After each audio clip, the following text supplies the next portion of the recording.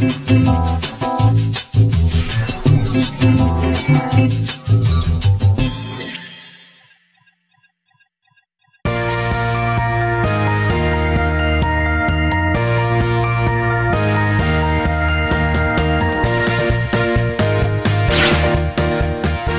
안녕하세요. 저는 한국경제신문 산업부에서 일하고 있는 황정수 기자라고 합니다. 주로 전자기업들, IT 기업들을 취재하고 기사를 쓰고 있습니다. 안녕하세요. 저는 한동대학교 정두희 교수입니다. 현재 임팩티브 AI라고 하는 인공지능 회사를 함께 운영하고 있습니다.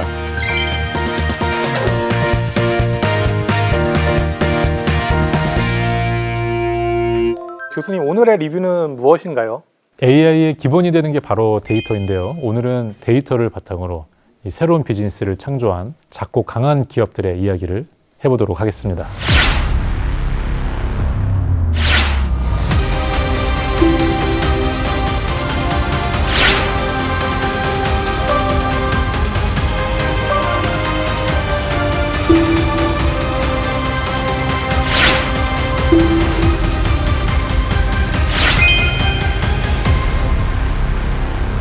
사실 그 데이터가 그 4차 산업혁명 시대를 이끄는 21세기 원유라고 하잖아요.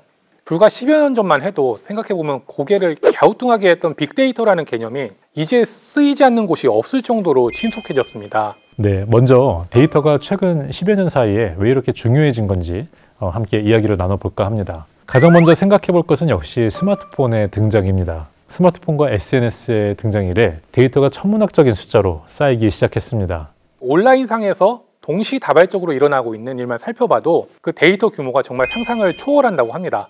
1분 동안 아마존 고객들이 28만 3천 달러를 소비하고 유튜브 사용자들은 무려 69만 4천 개의 동영상을 스트리밍 한다고 합니다. 또 인스타그램 사용자들은 6만 5천 장의 사진을 공유를 하고요. 이 1분이라는 시간 동안 빅테크 회사들이 창출하고 있는 매출도 정말 기상천외한데요. 예를 들어서 1분마다 구글에서 570만 건이 검색되는데요. 43만 3,014달러의 매출을 올리게 됩니다. 게다가 이런 데이터는 이제 온라인에서만 발생하지 않습니다. IoT 기술과 접목되면서 어디서든 수집되고 또 모든 ICT 기술의 근본이자 원동력, 또 바탕이 되고 있습니다. 인공지능과 데이터, 뗄래야 뗄 수 없는 관계다, 이런 말씀을 계속 하시고 계신데 특히나 그 데이터가 필수적인 이유가 있을까요? 인공지능이라고 하는 것이 데이터 학습을 통해서 이루어지게 됩니다. 사람도 뭔가 일을 할 때 경험을 쌓거든요. 처음 할 때는 무슨 일이든 잘 서툴게 잘 못하지만 경험을 계속 차곡차곡 쌓고 반복적으로 하다 보면 더 잘하듯이 인공지능에게는 데이터가 그 경험 역할을 합니다. 경험을 더 많이 쌓으면서 더 성능이 좋아지게 되는 것이죠. 보통은 그 데이터를 활용해서 기존에 할 수 없었다거나 한계가 있던 일을 최근에는 이제 할 수 있게 된 경우가 많을 것 같은데요. 교수님, 인상 깊은 사례 혹시 기억나는 거 있으신가요? 보통 이제 회사에서 요즘 이제 MZ 세대들이 이제 이직하는 것 때문에 문제가 되고 있는데요. 이직을 예측할 수가 있습니다. 데이터에 기반해서 이 사람이 1년 안에 이직할 가능성이 어떻게 되는지를 이제 예측을 하는 겁니다. 여기에는 이제 여러 가지 인사 데이터도 이제 활용이 되겠지만 현재 상사와 얼마나 오래 있었는지, 그리고 집과의 그 출퇴근 거리 시간이 얼마나 되는지 여러 가지 변수를 이용해서 예측을 합니다. IBM이 이런 예측을 해서 한 95% 정도의 정확도의 예측을 해냈다고 해서 화제가 된 적이 있습니다. 정말 대단한 그 기술력이네요. 근데 심지어는 회사원이 이직하는 것뿐만이 아니라 커플이 그 깨지는 것도 예측할 수 있거든요. 그래서 커플의 몇 가지 어떤 그 행동 패턴이나 이런 걸 가지고 그렇게 예측을 해볼 수가 있는 것이죠. 그런 기술이 한 20년 전에 나왔으면 좋았을 것 같은데. 20년 때? 네, 20년 전에는 대학생이었어요. 대학생에 누군가 좀 깨졌던 사례가 있었나 보군요. 네. 궁금한 게 이게 실제로 활용이 되고 있는 건가요? 현재 지금 우리나라에서요? 네, 국내에서는 실제로 기술을 잘 활용하고 있는 특이한 사례가 있습니다. 몇 년 동안 발달장애 아동을 대상으로 봉사활동을 하던 한 대학생이 동기들과 창업한 회사, 두브레인이라고 하는 회사입니다. 지금 간략히 들어도 상당히 착한 스타트업, 이런 좀 느낌이 강하게 나는데요. 두브레인은 무슨 일을 하는 기업인가요? 네, 그 두자 들어가는 게 좀 착한 그런 성질을 갖고 있는 것 같기는 합니다만 이제 모바일 애플리케이션을 통해서 7세 이하의 아이들을 위한 진단과 인지 발달 프로그램을 제공하는 뭐 이런 서비스입니다. 재미가 중요한 아이들을 위해서 이제 본래 치료 콘텐츠를 게임과 애니메이션으로 만든 것입니다. 해당 과정에서 치료 자료를 이제 수집하고 또 데이터베이스화해서 분석하고요. 또 인지 발달 수준, 나이와 비교해서 구속력, 또 추론력 이런 것들을 이제 세분화하고 피드백을 주는 것입니다. 또 잘 풀다가 왜 느려졌지? 또 레벨이 굉장히 빨리 올라갔네. 뭐 이런 데이터 하나하나가 치료에 쓰인다고 합니다. 교수님, 하지만 치료라면 의학적인 전문성이 좀 있어야 할 것 같은데. 의학 박사 출신 데이터 분석 전문가가 26년의 경력에 이제 글로벌 기업 출신 핵심 개발자가 있고요. 이외에도 10여 명의 탁월한 전문 인력이 함께 개발 중이라고 합니다. 실제 혁신 의료기기로 이제 식약처 지정을 받기도 했습니다. 이 서비스가 점점 더 이렇게 고도화되면서 조금 이렇게 현실화되고 있는 모습인 것 같은데, 그러니까 AI 서비스의 제일 중요한 데이터도 계속 좀 쌓여가고 있겠는데요? 네, 맞습니다. 수십만 건의 이용자 데이터를 획득하였고, 이 데이터를 통해서 국내 의료기관과 함께 진단 알고리즘을 계속 고도화하고 있다고 합니다. 또 같이 많이 나오는 얘기가 바로 디지털 전환 얘기입니다. 교수님, 디지털 전환 관련해서 그 AI랑 또 맞물려서 돌아가는 것 같은데 전망은 또 어떻게 보시는지 좀 궁금하거든요. 디지털 전환은 사실 많이들 좀 이야기가 나왔던 그런 단어입니다. 이제 AI와 같은 기술 도입을 통해서 게임의 판을 이제 바꾸자, 여기에 이제 베팅을 해보는 것인데요.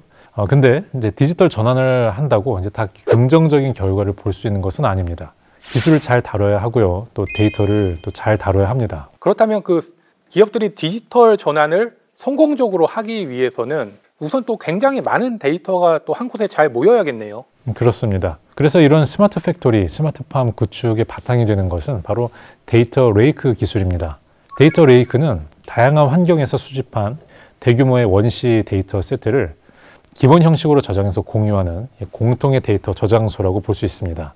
빅데이터와 또 좀 다른 어떤 의미를 가지고 있는 개념인데 굉장히 많은 데이터를 수용할 수 있는 핵심 기술이라고 볼 수 있겠습니다. 국내에도 이런 방대한 데이터를 효율적으로 또 관리할 수 있는 플랫폼의 필요성에 주목해서 탄생한 기업이 있다고 합니다. 이름도 재밌는데요. 울랄라 랩인데요. 울랄라 랩은 산업 데이터를 기반으로 생산 및 운영 효율성을 확 높여주는 일을 하고 있습니다. 제조업에서는 스마트 팩토리가 되고 이 밖에도 스마트팜, 스마트 시티, 스마트 레저, 스마트 에너지 관리 등 산업마다 이름은 또 사실 다 다르게 불립니다.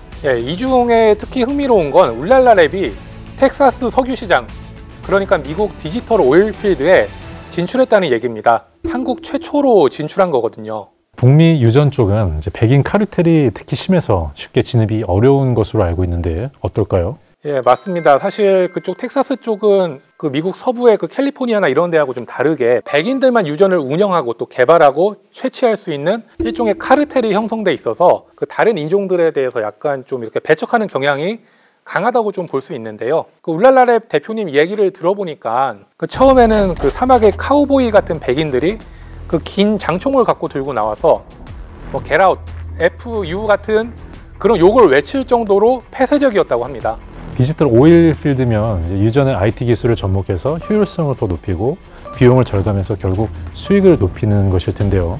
그러면은 실제로 유전에서 효과를 받기 때문으로 볼 수 있을까요? 극적으로 한 그 유전을 뚫었는데 이 유전에서 유전 수익률이 25%가 증가를 했고요. 가동률은 무려 30%가 증가를 했습니다. 또 사람들의 방문 빈도도 60% 감소라는 좋은 결과를 냈고요. 이게 소문이 나니까 동양인에 대해서 편익견을 갖고 있던 그 백인 그 기업 10곳 이상이 그 고객사로 이게 늘어난 겁니다. 예전처럼 일일이 유전을 돌아다니면서 운영 상황을 체크할 필요가 없으니까 그들 입장에서도 효율적이라고 느낀 거죠. 그런데 이런 얘기를 하면 분명 나오는 얘기가 그 사람들의 일자리가 없어진다. 이런 좀 걱정이 사실 크잖아요. 이런 측면에 대해서는 좀 어떻게 생각하시는지. 아무래도 그 기술이 뭔가 일을 할 때 그게 사람의 일을 한다면은 어떤 일자리와 관련된 어떤 일에 영향을 주는 것은 사실입니다. 아마 기자님도 이제 일을 하시다 보면은 취재도 하고 또 글도 쓰고 검토도 하고 편집도 하고 여러 가지 일들을 하는데 하나의 기술이 이 모든 일들을 한꺼번에 다 대체하는 것은 사실 거의 불가능하다고 볼 수 있습니다. 네, 대신 내가 하는 여러 가지 일들 중에서 내가 하는 것보다 기술이 좀 더 잘하는 일이 있습니다. 그 일을 기술이 하게 되고 저는 이제 제가 더 잘할 수 있는 것에 집중을 하게 되는 것이죠.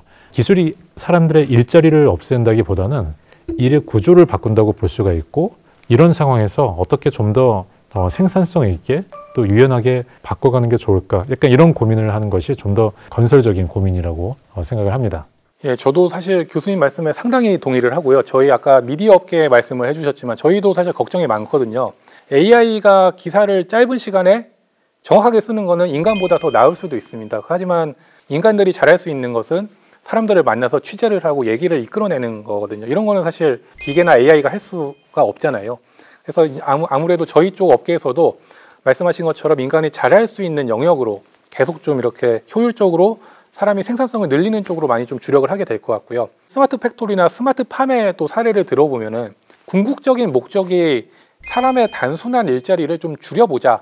이거는 사실 맞는 측면이 있거든요. 하지만 기술의 진보를 요구하는 것은 단순히 인간을 기계로 대체하자, 이 정도 측면에서 더 불행하게 만들겠다, 이런 의도가 아니라 생산성과 효율성을 높임으로써 또 사람은 더 잘할 수 있는 일을 더 잘하게 해주자, 이런 목적이 있을 것 같습니다.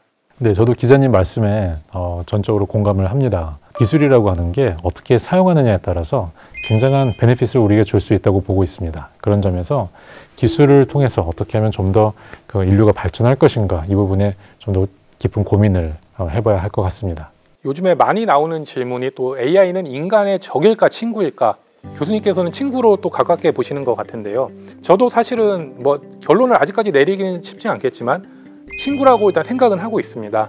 AI 활용으로 기존 업무 효율성을 높이고 또 인간은 무궁무진한 새로운 신사업을 창출할 수 있고, 그로 인해서 새로운 일자리가 생기고, 그러면 인간의 삶의 질이 향상될 수 있지 않을까요?